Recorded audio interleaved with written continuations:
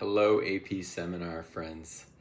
Today's video is all about using evidence and actually getting into the writing of your body paragraphs. So this video, you're gonna walk away with some concrete skills. There's gonna be 3 things that it really focuses on. Number 1, using evidence effectively. Number 2, establishing credibility, how to transition into new pieces of evidence. And then lastly, we're gonna zoom out and get a sense of how body paragraphs are formed and what role they have in your paper. So this video is perfect if you've already gathered your sources, you've done a bunch of research, and now you're getting ready to write. I think you'll find this really helpful to make sure that all of that time that you've invested in finding quality sources is paired with effective strategies for actually using them in your paper. So let's go ahead and dive in. Now, one thing that I see a ton with my students is something I like to call hit and run evidence use.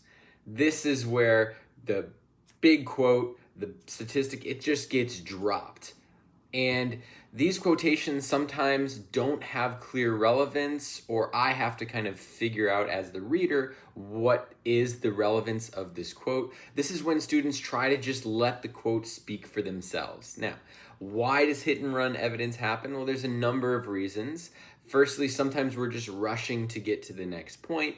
Other times, you have done the research. You've read the articles. You, inside your head, understand where this evidence fits into the bigger schema, and so you forget to really communicate that clearly to the reader. We don't want to assume that these quotes or statistics or paraphrased evidence speaks for itself. So we want to make sure when we are introducing evidence, we're not just dropping it there and then stitching it together to the next piece of evidence. So how can we remedy this situation? Well, we'll get to that in a second, but I think first it's important for us to look at an example of what a hit and run quotation looks like. And so here you can see an example from a student's paper who I was working on with a paper about dieting and body image. And here we can see the student has done some research. They've found a nice piece of evidence. The selection is not the problem, but it's rather how they use it. So we're going to go ahead and read this, and I want you to ask yourself, what is wrong with the way this person uses evidence? Feel free to pause as you read through it, but I'm also going to read it out loud. Here we go. Susan Bordeaux writes about women and dieting. Quote, Fiji is just one example. Until television was introduced in 1995, the island had not reported cases of eating disorders. In 1998, 3 years after programs from the United States and Britain began broadcasting there, 62% of girls surveyed reported dieting. Bordeaux is right about dieting. Another point Bordeaux makes, and the student continues. So, what is wrong with this evidence? There's a couple things here that I want to highlight. Firstly, the reader is going to have a hard time figuring out what the argument is and how it connects to the claim. There clearly is a piece of evidence here that could be in service of a larger claim, but the student really just says they're right about dieting and kind of lets this evidence speak for itself. It doesn't really explain it. And it's also long. The quote is 2 full sentences, not really introduced, not paraphrased. There isn't portions of it taken. And the problem with when you just drop a long quote, it might be what you want to say, but you start to lose your voice as the actual writer of this paper. And we want to be using evidence for our purposes, not just sort of stitching together a bunch of quotes. We want to show that we are in command of the evidence and using it in service of the claim of that body paragraph. So how do we do that? Well, my recommendation is you need to use evidence in a delicious way. Yes, I did say delicious because I'm going to teach you how to make an evidence sandwich. This is basically how you should approach using evidence.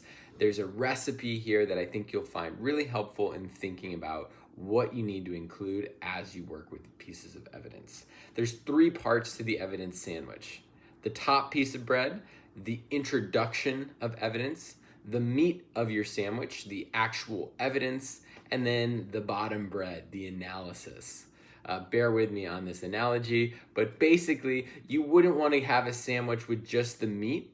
That might be what you're after in the sandwich, but without those buns and bread, it's a mess. And the same could be said for evidence. So here is what these three pieces are. The introduction. This is where you're explaining who is speaking. You're setting up what the evidence says. Often here you're also establishing credibility. Then we get to the evidence itself. This can be a quote. This can be paraphrased text. It can be summarized. This really highlights that necessary part of the work, the reason why this stood out to you while you were doing the research. And then lastly, the analysis. Many people forget to do this. This is where you, as the writer, explain how this supports your claim. You might do some evaluation. You might explain the evidence further when it's very complex, but you gotta include some analysis so that your reader understands why they're seeing this piece of evidence and then what's the significance of it. So that, ladies and gentlemen, is how you should go about making an evidence sandwich. So let's take a look at how this would look in a piece of writing. We're gonna go back to that same piece of evidence from Susan Bordeaux, but now you're gonna see it worked with an evidence sandwich format, and you'll notice it's a lot less messy. So here we go. The bolded section of the text is that top piece. This is where I'm introducing the evidence. The feminist philosopher Susan Bordeaux hates Western media's obsession with female thinness and dieting. Her basic complaint is that increasing numbers of women across the globe are being led to see themselves as fat and in need of a diet. We've done a couple things here. We have established some of her credibility. Who is Susan Bordeaux? Well, she's a feminist philosopher.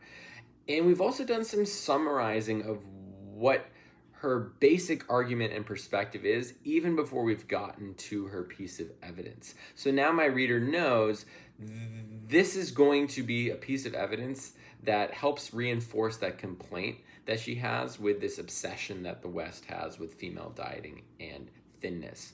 Now we get to the actual evidence in the underlined portion.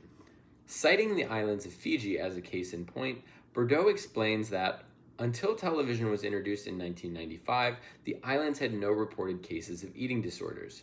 She notes that just 3 years after the introduction of TV, 62% of the girls surveyed reported dieting. APA citation, 2008. Notice the difference here. Our previous example had two big sentences of quoted material.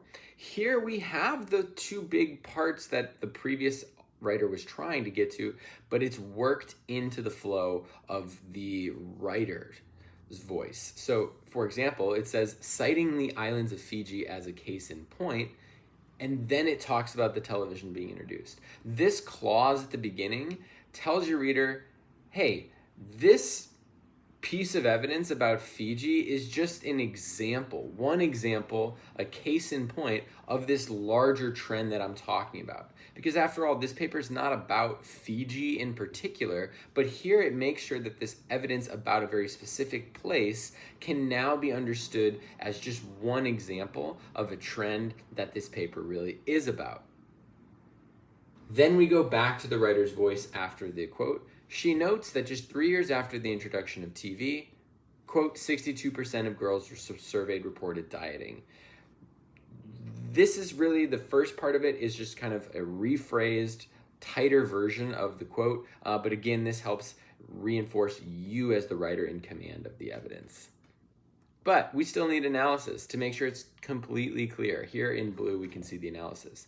Bordeaux's point is that the Western cult of dieting is spreading even to remote places around the globe. Ultimately, Bordeaux complains, the culture of dieting will find you regardless of where you live. And so here you as the writer are making it abundantly clear why you included this and what you want your reader to walk away with. So that, ladies and gentlemen, is a really effective evidence sandwich. The problem wasn't the piece of evidence, but rather how we were using the evidence. Now, there's another thing I want to talk about. So far, we've talked about basically how you should use evidence using this model of an evidence sandwich, but there's three important things to remember about using sources in your paragraphs for the first time. Firstly, you should be identifying the source. Where's it coming from? And this is where you often are establishing credibility as well. Secondly, you should be choosing a quote, statistic, or anecdote from the source. And then lastly, each time you introduce the source, you should be including some sort of credentials. So here is a format that I often share with my students. You do not have to use this format, but it's very helpful, I find, to plug things into it as you're moving from evidence piece to evidence piece. And it really has 4 basic parts. Firstly, you should have some sort of opening clause, maybe like an according to.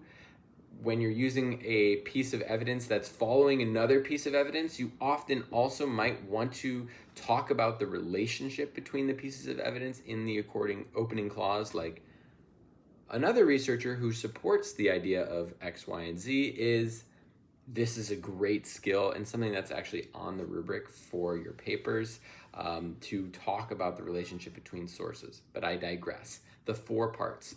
There's an opening clause. The author of the source should be mentioned next, whether this is a person or an organization. And then you should provide some sort of credentials. You want to establish who they are, and more than just their job. Sometimes I see students, they just say researchers such and such. Well, yes, or they'll talk about the name of the journal and they'll say a peer-reviewed article or an article on JSTOR.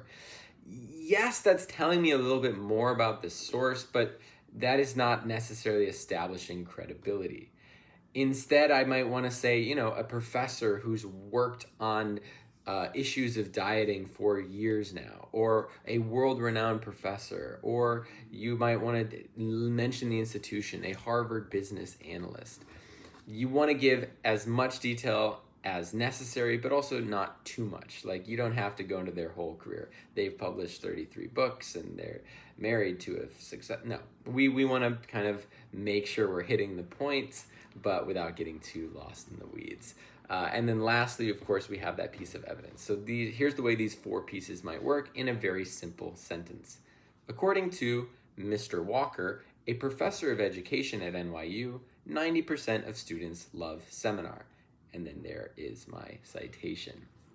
Here it is, opening clause, author, who that author is, a professor of education at NYU. And then there's that piece of evidence that I've summarized. I don't know if 90% of people love seminar, but I certainly do, and I hope you do as well.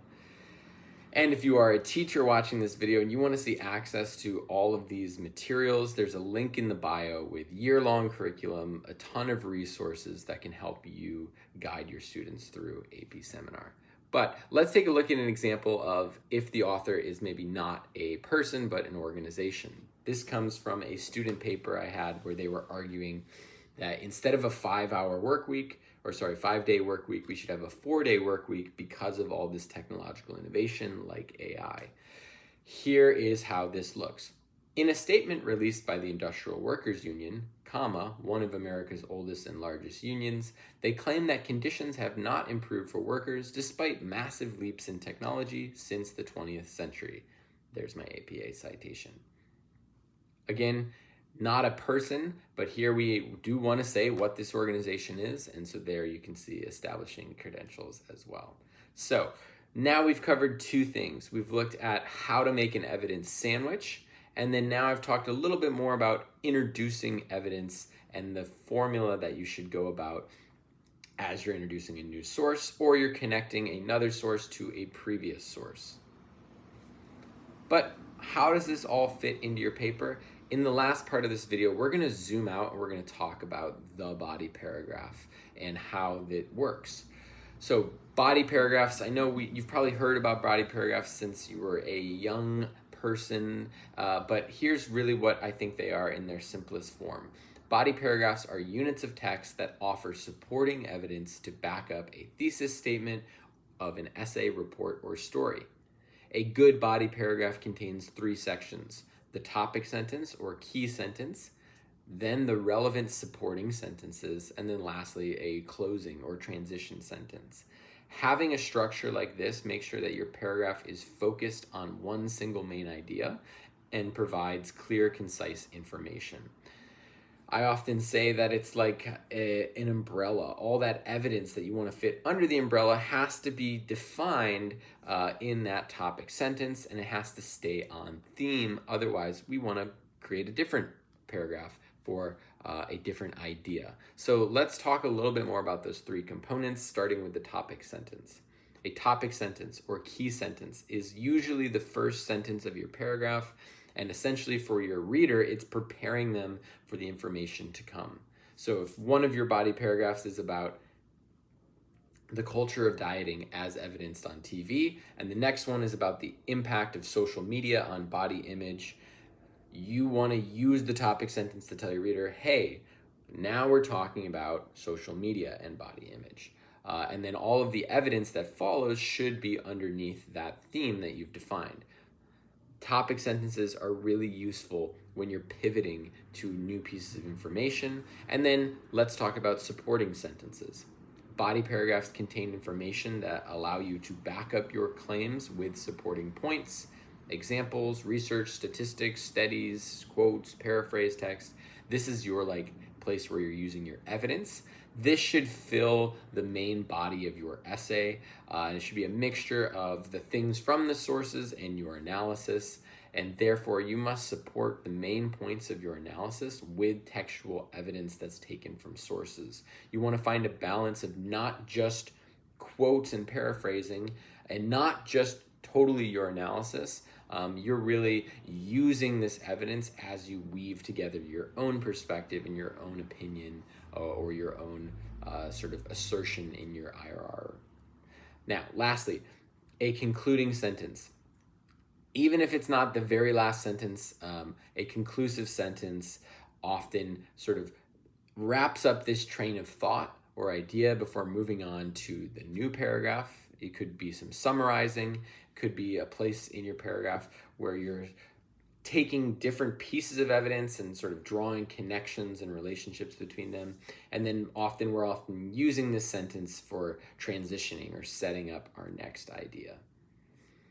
So those are the three components of a body paragraph, and I want to show you a really simple way to think about it. So how do you put all of this together? You've got all these pieces of evidence, you know what needs to go into a body paragraph. Well, again, I think you can follow a pretty simple recipe. Right there on the screen, you'll see each body paragraph basically follows this format. It starts with some sort of topic sentence that states the claim or the main idea of the paragraph, and then next, you might sometimes have a complex idea that needs maybe another sentence or so to explain the topic sentence. And then in bold, this is really your sort of evidence sandwiches. You introduce your evidence, you insert and use your evidence, you unpack or analyze your evidence, and then you want to make sure that in your analysis you're connecting this back to the claim, making it super clear why your reader has just seen this piece of evidence in the context of what you're trying to say in this body paragraph. You'll notice I put that little arrow there because you're going to be using multiple pieces of evidence in body paragraphs, and so you sort of repeat this process as you build a body paragraph. Once you've put forth the evidence that you want to, that's where that concluding sentence comes in that wraps up that thought, ties things together, and helps you move along. So that is more or less, if you zoom out and take a look at what the body paragraph will end up looking like. And then we started this video by talking about using evidence, and I emphasized how important it is to introduce that credibility as you're using it. And so now you have some real clear strategies for getting into the actual writing of your paper. I know it can be challenging, but I'm hoping these formulas will help you feel a little less overwhelmed and be able to dive in. And if you're a teacher watching this video and this helps you, I'm more than happy to encourage you to reach out to me, look at some of the materials. There's links in my bio so you can see access to year-long curriculum that has tons of slides, handouts, things like this, everything you would need for teaching AP seminar. And of course, my friends, if you like what I'm doing here, please support what I do and like and subscribe. Good luck. I hope everyone gets that 4, 5, 3, or whatever you're going to be proud of for all the hard work that you've put into this somewhat challenging course. Take care.